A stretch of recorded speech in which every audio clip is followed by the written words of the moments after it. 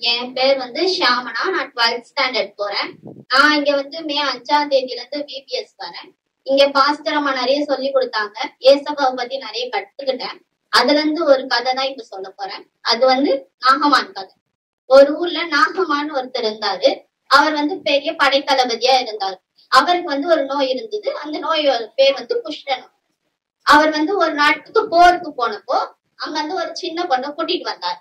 அந்த சின்ன பொண்ணு வந்து தன்னுடைய முதலாளி இப்படி கஷ்டப்படுறத பார்த்து அவங்க மனைவி கிட்ட சொல்லிச்சான், எங்க ஊர்ல ஒரு தீர்க்கதரிசி இருக்காங்க, நீங்க அவங்க கிட்ட போய் கேளுங்க, உங்களுக்கான வழியா அவங்க சொல்லுவாங்க. அப்ப என்ன பண்ணாரு, படைத்தளபதி நாகமானும் போனாரு. அந்த நாட்டுக்கு போய் அந்த தேவ மனுஷன் கிட்ட கேட்டார். அவருடைய பேர் வந்து எலிசா. அதுக்கு எலிசா சொன்னாங்க, நீங்க யோர்தா நதியில 7 வாட்டி முங்கி எழுங்க, உங்க நோய் சரியா போயிடும். முதல்ல நாகமான் அதை கேட்கல. அப்புறம் கூட இருந்தவங்களும் சொன்னாங்க, 7 வாட்டி தானே, போய் முங்கிட்டு வாங்க. அப்புறம் அவரும் போய் முங்கினாரு. 5 வாட்டி முங்கினாரு, ஒண்ணுமே நடக்கல. 6 வாட்டி முங்கினாரு, அப்பவும் நடக்கல. 7வது வாட்டி அவர் நோய் எல்லாம் சரியா போச்சு. அப்போ கூட இருந்தவங்களும் சொன்னாங்க, நீங்க கீழ் படிஞ்சீங்க கர்த்தருக்கு, அதனாலதான் உங்க நோய் உங்களை விட்டு போயிருக்கு. கர்த்தர் உங்களை பாதுகாத்துட்டாரு, இந்த நோயில இருந்து விடுவிச்சுட்டாரு. புத்திமானுடைய மனம் அறிவை சம்பாதிக்கும், ஞானியின் செவி அறிவை நாடும். நீதிமொழிகள் 18:15. போறேன். என் பேர் சந்தோஷ். நான் இங்க 5ஆம் தேதியில இருந்து வரேன். ஒரு ஊர்ல நோவா தாத்தான்னு ஒரு தாத்தா இருந்தாராம். அந்த தாத்தா வந்து ப்ரே பண்ணினே இருப்பாராம். அங்க அந்த ஊர்ல இருக்கவங்க எல்லாம் அரக்கர்களா மாறி இருந்தாங்களாம். அப்போ வந்து அவர் ப்ரே பண்ணினே இருந்தாராம்.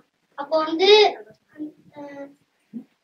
ஏசப்பா வந்து அவர்கிட்ட, இந்த ஊரையே நான் அழிக்க போறேன் தண்ணியால, நீ ஒரு போட் செய்யின்னாராம். அவரும் ஒரு போட் செஞ்சாரு. எல்லாரையும் கூப்பிட்டு பார்த்தாரு. அவங்களுக்கு மழைன்னா என்னன்னு கூட தெரியாது. மழை பெய்யும்னாரு. அதுவும் அவங்க எல்லாரையும் கூப்பிட்டு பார்த்தாரு, படகுல வாங்கன்னு. யாருமே கேட்கல. அடுத்தது அவங்க நோவா தாத்தாவோட 8 பேர் குடும்பமும், பறவைகள், அடுத்தது விலங்குகள் 3 பேரும் போட்ல இறங்கிட்டாங்க.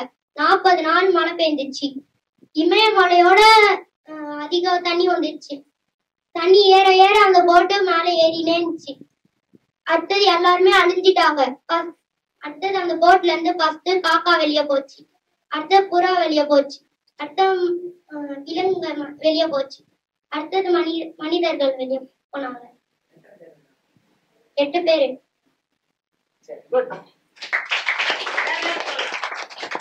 நான் உனக்கு போதித்தேன், நீ நடக்க வேண்டிய வழியை உனக்கு நான் காட்டுவேன். உன்மேல் என் கண்ணை வைத்து நான் உனக்கு ஆலோசனை சொல்லுவேன். சங்கீதம் 32:8.